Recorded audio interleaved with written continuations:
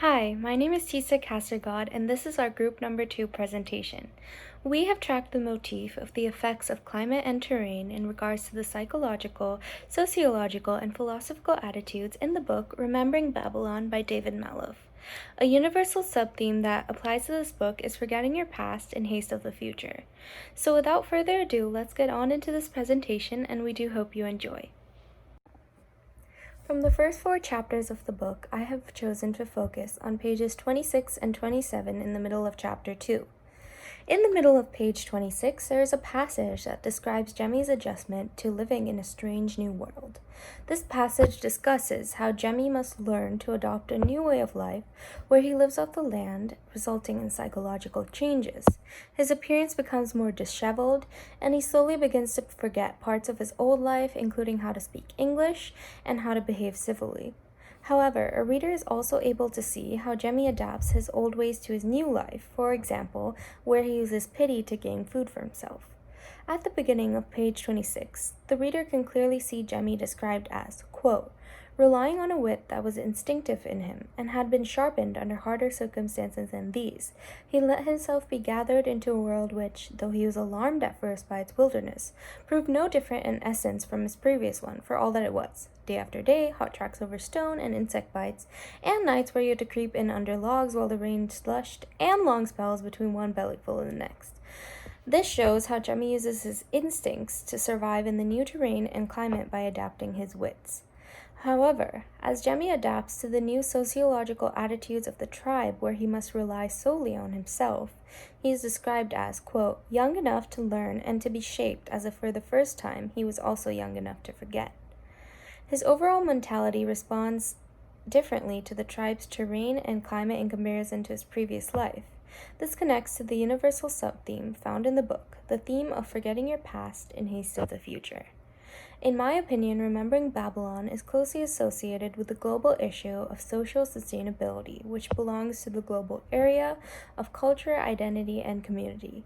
The reasoning for this is that Jemmy must adapt his ways to suit his life with the tribe and then once again to suit his life with the colonizers later on. This means that the relationship he forms with the people around him is very important in the differing communities. Now, on to Anish to present the next section. Thank you, T-Star, for that great analysis. Now let's talk about Chapter 8, and specifically George Abbot and how his life has been altered by the climate, the terrain, and the overall environment in Australia. At the beginning of Chapter 8, we see that all that he retains from his earlier life as a middle to high class protege of a rich man is the fact that he still continues to read French books to try to keep up his knowledge of the language.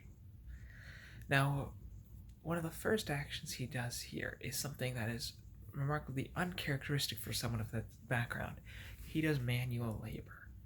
He goes and helps Mrs. Hutchins and gives her assistance in carrying that heavy branch. And normally, as in the class that he is in, if he was back at home, he would have probably called someone from the street to do it for him. Right now, in this situation, there's so few people he has to this role that would be considered below him. If we continue on that train of thought, we notice several things about his behavior that show that he's had to conscientiously forget some of his some class rules. We notice that when he comes to Miss Hutchins's house, he realizes that he's forgotten many of those things in how invested he's been in teaching in Australia. He's lost many of his skills as a higher class individual. Additionally, I think this ties into a real world issue of what is considered a brain drain, when a lot of people who otherwise could be extremely high in education systems who could help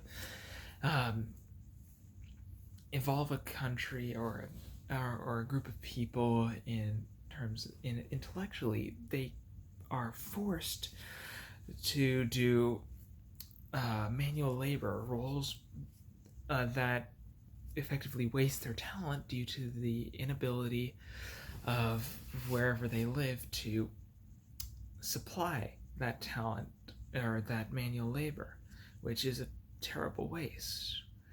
In this case, we see that the harsh landscape of Australia has forced him into lowering himself and not able to produce to the best of his ability as his training would allow. Now, on to you, Samir. In the middle of the book, there's a great deal of emphasis placed on Jock McIver's personality and ideals. We find out in Chapter 7 about Jock's jolly and happy nature towards life, and particularly Ellen, his wife. However, this all changes when the McIvers move to Australia in hope for a better life. Ellen recalls on page 74 that Jock turned gloomy, and that she was the one who had to bring some sunlight into their life. On page 75, we learn that she had to insist that the heat was not too bad, or the steamy rain that gushed down. In this section, we see that Ellen must cheer Jock up in regards to the weather and climate, and this relates directly to the motif of change in correspondence to climate or terrain. Jock changes from a sunny attitude to one of gloom, which matches the climate of Queensland, Australia well.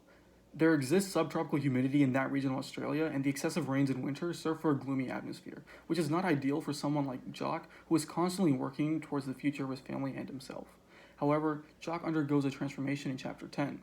We find out on page 109 that Jock and Ellen were at the beginning of a courtship, which tells us as the reader that Jock was so entranced with achieving a better life that he had not bothered to establish a true relationship of love with Ellen when they first got married. On page 108, we learned that Jock wanted to know now what her life was like, beyond what he saw and had taken for granted, and he reflects on how negligent he had been towards Ellen. The rekindling of the courtship between Jock and Ellen relates to our stated sub-theme forgetting the past in haste of the future, because of how Jock remembers at some point that even though his wife has been with him throughout all of their struggles, he had forgot to truly appreciate and love her in haste for building a future that might not come to fruition. Jock's introspection is all about looking into his past and realizing what he had left behind in his ambitions, and he appreciates what he has now even more. Jock's transformation is completed on page 109 when he walks with Ellen during sunset, when the western sky was drenched in flame and the daylight moon, the wrong way around, hung colorless, almost transparent, in a blaze of such resplendence that you felt small, and that he too was transparent. Jock's personality and identity once again mirror the climate and surroundings in Australia, but this time it's happier, stronger, and more bright despite their current struggles. This is how the second listed motif and or stated sub-theme relates to the character of Jock McIver in the middle portion of Remembering Babylon. Now it's time for the next section with Josh. Upon spending time with Jemmy and developing a friendship with him, Mr. Fraser reveals that he prefers an alternative to colonialism, one that embraces naturalism. And on page 130 of chapter 14, he identifies that they were wrong to see the environment as hostile, and that it was not necessary for them to conform it to their needs as it was habitable already, and he cites the indigenous people as evidence of this, as they were able to live off the land and its natural resources for many years.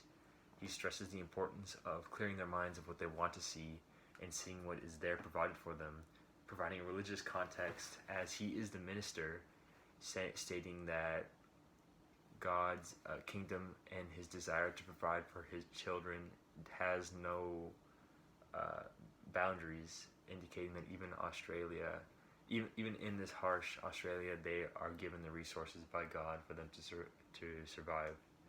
And effectively, the author, through Mr. Fraser, is able to suggest a less destructive approach to colonialism, one that advocates for more peaceful relations with indigenous people, suggesting that the settlers could even learn from them. However,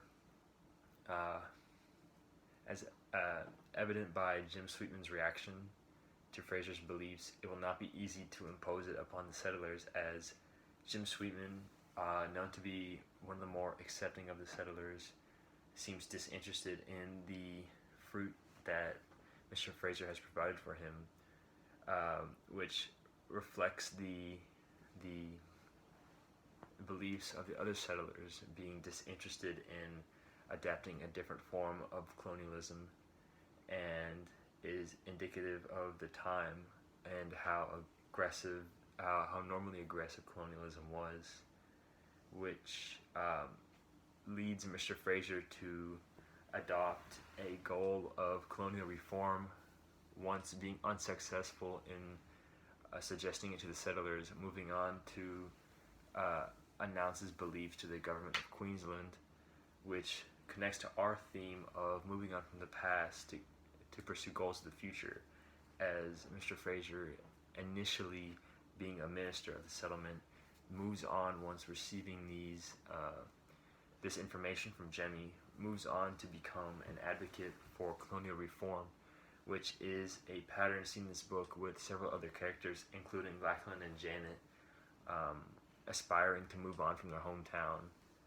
and evolving in a way that causes them to detach themselves from the settlement. In chapters 17 through 20 of the book, the tail end, we get to see the changes that occurred about the colony of Brisbane and those who inhabit it, such as Jemmy, Lachlan, and Janet. In chapter 19, for example, Jemmy finally departs from Brisbane, returning to the Aboriginal Australians who he once was a part of.